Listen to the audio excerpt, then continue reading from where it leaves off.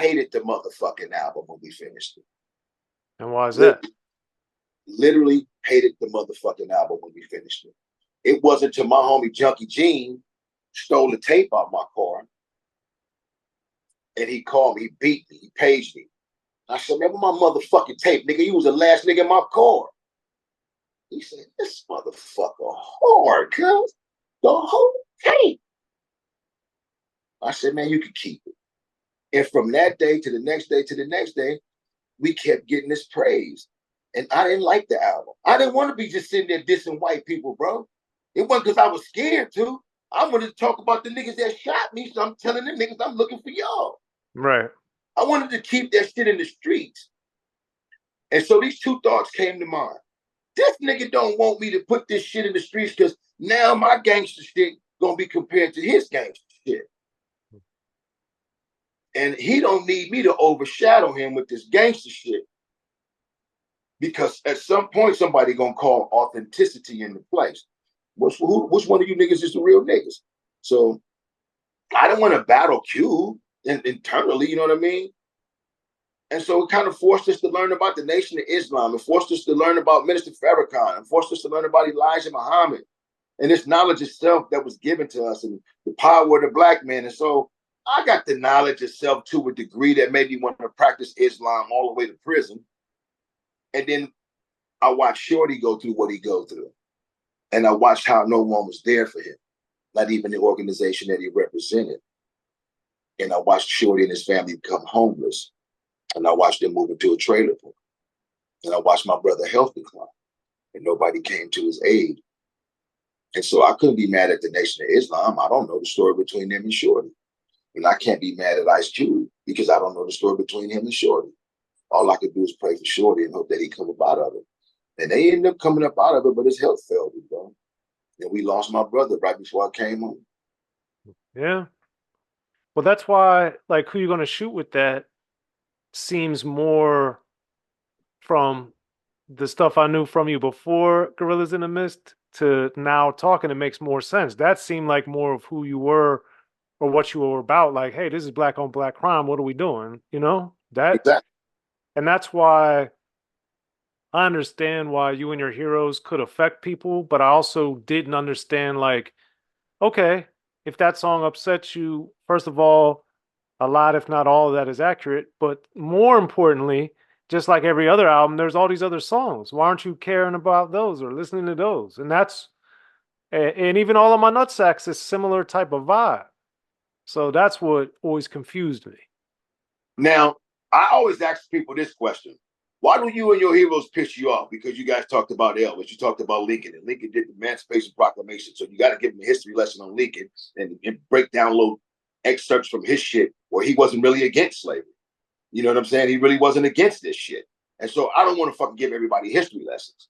You know what I mean? But my question to them is, if this motherfucking song pissed you off, why are you not mad at the introduction of the album, Inside the Head of a Black Man? Where motherfucker talked about giving it. Where my mob did a bump of business and everybody had a good time and the mob was totally unruly. You know what I mean? We don't talk about them Southern motherfuckers who fucking had lynching parties and talked about Xzibit, where a nigga got a chain tied around his neck and where he rotted for days. Nobody talked about. Why are you not mad at that? Why did me talking about your hero piss you off, but you hearing how you guys lynched us when it wasn't cool pissed you off? And so you get to see this selective bullshit, you know what I mean? It's selective anger. Selective outrage. There it goes. Yes.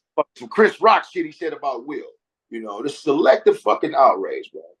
Yeah. You know, because all of my nutsack too, I remember like, oh, this is about being mad at the drug dealers destroying the community. I was like, why would we not want to celebrate that?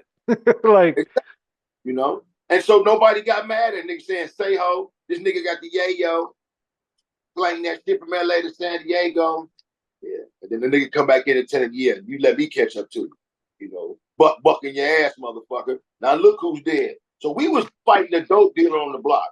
Shorty said it in the intro. Y'all been on this motherfucker all these years and ain't put nothing on nothing. They made no supermarkets. They built no supermarkets. We don't have nothing to shop at. Y'all won't do nothing but y'all want to run to Beverly Hills. Y'all want to run to the Rolls Royce dealer. But we ain't got a grocery store to shop in.